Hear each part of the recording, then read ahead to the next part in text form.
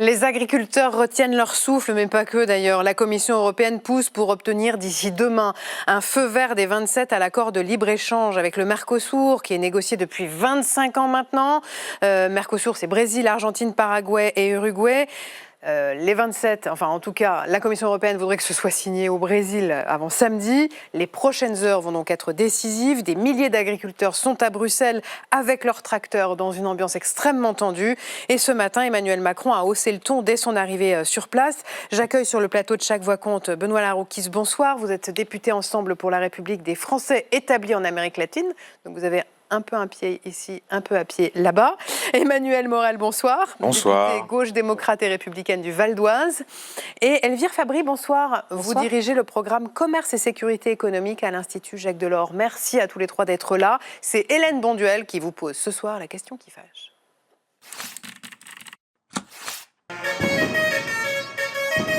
Ça a commencé par des jets de pommes de terre et des ripostes aux jets d'eau et gaz lacrymogènes. Puis dans l'après-midi, les affrontements entre policiers et manifestants se sont multipliés aux abords du Parlement européen. Dans le viseur des agriculteurs, la présidente de la Commission européenne. On a l'impression qu'aujourd'hui, Ursula veut passer en force. Elle veut imposer sa loi. On a l'impression que l'Europe est devenue une dictature. Même les grands dirigeants n'ont plus de poids. Passer en force sur le Mercosur, qu'Ursula von der Leyen voudrait entériner au plus vite. Cet accord de libre-échange qui prévoit une suppression de droits de douane sur des milliers de tonnes de produits venus de ces 4 pays d'Amérique du Sud. Un accord que dénoncent les agriculteurs européens depuis plusieurs années déjà. Depuis 2024, on se mobilise, que ce soit en France, en Belgique, les autres pays. Et on n'a pas encore vraiment eu d'avancée significative. On aimerait bien aujourd'hui qu'on soit écouté. 950 tracteurs et plus de 7000 paysans ont convergé vers Bruxelles pour crier à la concurrence déloyale. À quelques centaines de mètres, les dirigeants des 27 pays du Conseil européen discutent de cet accord. Après avoir tergiversé, Emmanuel Macron s'oppose à une ratification immédiate. Mais on me dit les contrôles vont commencer en janvier. J'attends janvier. On me dit il va y avoir des clauses miroirs. Formidable, c'est le début. Mais le comité se réunit en janvier. J'attends le comité de janvier. Nous considérons que le compte n'y est pas et que cet accord ne peut pas être signé. Sauf que la présidente de la Commission européenne entend aller très vite et signer l'accord commercial samedi au Brésil. Mais aux côtés de la France, il y aura aussi l'Italie. La dirigeante Giorgia Meloni demandait elle aussi à repousser l'accord. Nous estimons que signer l'accord dans les prochains jours, comme cela a été évoqué, serait prématuré. Nous l'approuverons seulement quand des garanties adéquates de réciprocité pour notre secteur agricole seront incluses. Un appel entendu par Lula. Le président brésilien a accepté de soumettre au pays du Mercosur la demande italienne de reporter la signature. Alors la question qui fâche ce soir, la voici. L'accord du Mercosur passera ou passera pas? Passera ou passera pas? Dans quel état d'esprit êtes-vous ce soir, Benoît Laroukis? Moi, je suis assez d'accord avec notre président, M. Macron. En l'état, nous ne pouvons pas accepter un tel accord. Nombre de clauses sont à renégocier, les clauses miroirs, bien sûr, afin que tout le monde suive les mêmes règles imposées à nos agriculteurs, que ce soit juste les clauses de sauvegarde qui devraient être déclenchées par les pays et appliquées rapidement. Il faudra aussi renforcer les contrôles douaniers. Donc en l'état, non, je suis absolument en désaccord avec ce Mercosur, même si il ne faut pas jeter le bébé avec l'eau du bain. Je pense que c'est un accord qui pourrait, s'il est négocié, être extrêmement intéressant pour nombre d'industries françaises. On va en parler dans un instant, mais je voulais aussi avoir l'avis d'Emmanuel Morel. Là, on entre dans le money time à Bruxelles. Oui. C'est-à-dire que Ursula von der Leyen veut être au Brésil samedi, avec Lula, qui doit d'ailleurs commencer un peu à s'impatienter depuis 25 ans, enfin le Brésil en général d'ailleurs. Est-ce que vous vous dites ce soir, la France a désormais, avec l'Italie, peut-être la force d'empêcher la signature de cet accord? Je me dis surtout qu'il faut l'empêcher. Vous savez, j'ai été député européen pendant 10 ans et dans les couloirs de Bruxelles, cet accord avec le Mercosur, on disait c'est l'accord viande contre bagnole. On va importer de la viande, et notamment brésilienne, et puis on va exporter, surtout les Allemands, qui cherchent des débouchés commerciaux à tout prix. Depuis la crise avec la Chine, on va exporter nos voitures. Le problème, c'est que le monde agricole européen est en souffrance. Il est en souffrance parce qu'il y a une juxtaposition d'accords de libre-échange depuis des années qui ont déstabilisé complètement le marché européen, qui ont appauvri considérablement les paysans, et notamment dans le monde de l'élevage, et que cette inquiétude, elle est légitime. Elle est légitime d'un point de vue économique, et elle est aussi légitime d'un point de vue sanitaire.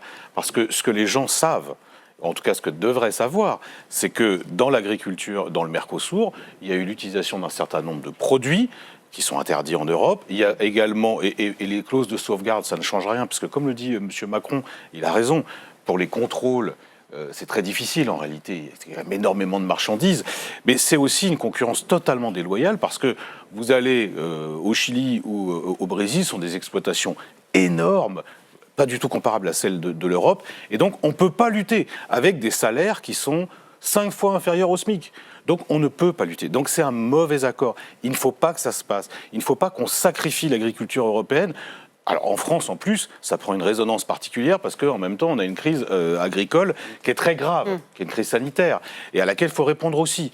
Donc moi, je pense qu'il faut récuser cet accord, et je m'inquiète surtout de ce que Mme von der Leyen continue d'outrepasser ses pouvoirs. Elle l'a déjà fait avec l'accord avec M. Trump en juillet, elle continue à le faire ici. Pourquoi ?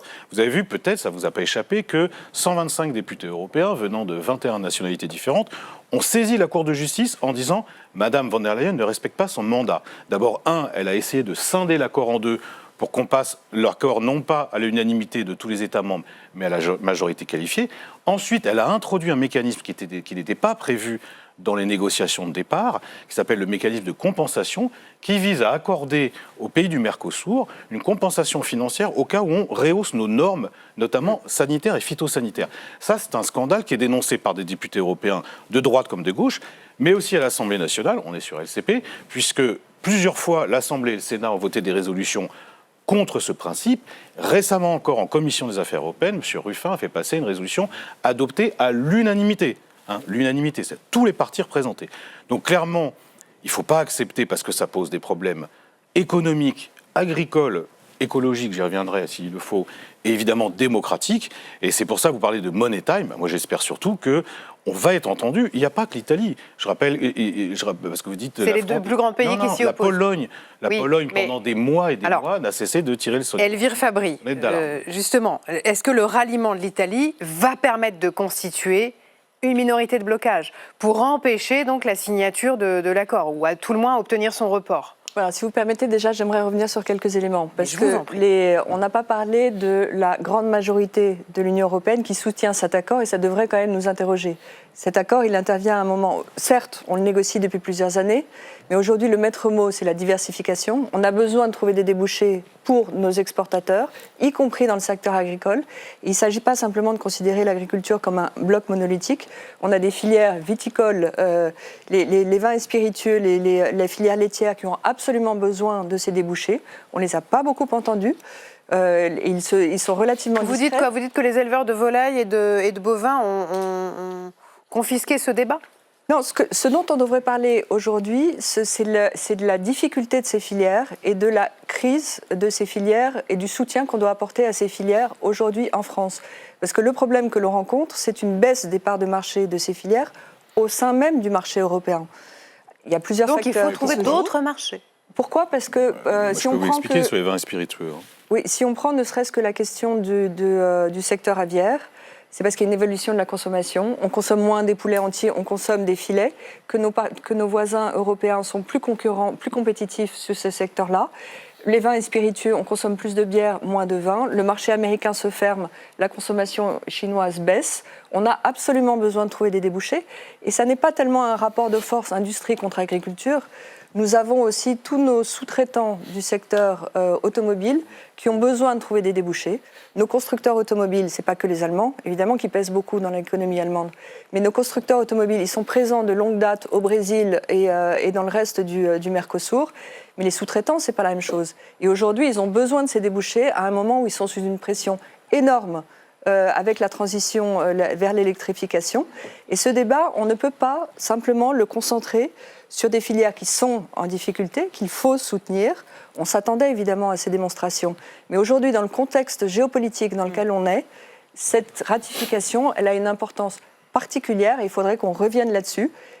Et on ne peut pas avoir une classe politique française qui est complètement, de manière quasiment unanime, en contre de cet accord. Ça devrait nous interroger un peu plus sur les enjeux. Très rapidement, Madame Fabry, est-ce que vous pouvez quand même répondre à la question France plus Italie, est-ce que ça peut bloquer ?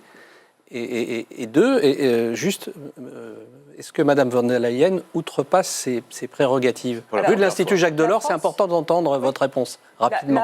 La France représente à peu près 15% de la population européenne, l'Italie 12%, donc on se rapprocherait des 35% qui seraient nécessaires pour une minorité de blocage.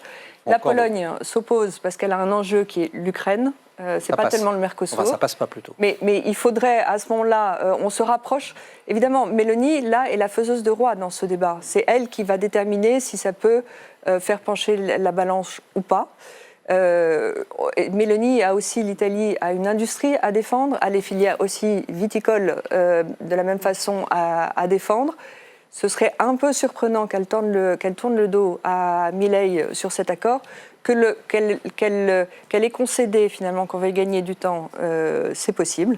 Et sur la question du mandat de ratification, c'est absolument dans les compétences de la présidente de la Commission européenne de décider. Sur le CETA avec le Canada, c'est Jean-Claude Juncker qui avait décidé lui-même de le soumettre à ratification des États membres. Ça n'était pas une nécessité, c'était un choix politique.